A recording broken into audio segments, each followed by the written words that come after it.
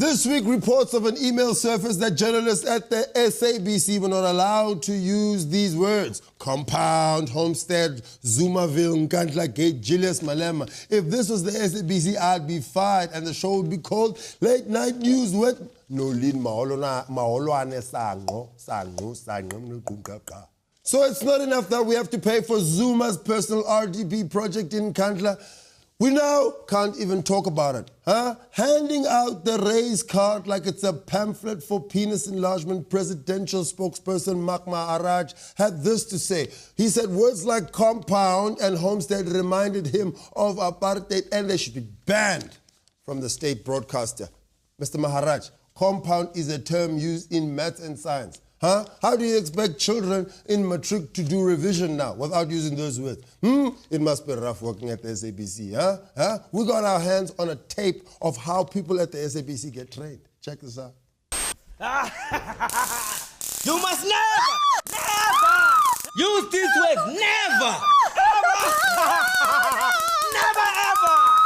I'm never, ever again complaining about the eNCA or McFarlane at all. McFarlane, I'm sorry about anything I ever said. It could be so much worse. I don't think you guys understand the level of ass-kissing of the government that goes on in the SABC. In fact, you know what? Let's cross over to SABC News now and see for yourself. And in the news today, President Jacob Zuma once again led the country through yet another wonderful day of his presidency. After a hearty breakfast of Eggs Benedict and trotters, he signed documents, shook some hands and made a blind man see again. Halala ketlahlekisa, halala. It's all in a day's work for our most fertile and wise leader of this great and growing nation. May he reign forever. And in international news, Americans are still mopping up after Hurricane Sandy. A clear message from the Almighty that they should have voted for the ANC, because where there's ANC, there's no hurricane. So remember, it's your responsibility to vote ANC again. And to our weather now, sponsored by Gupta Airways, now flying direct from Johannesburg to Nkandla. Thank you. Good evening.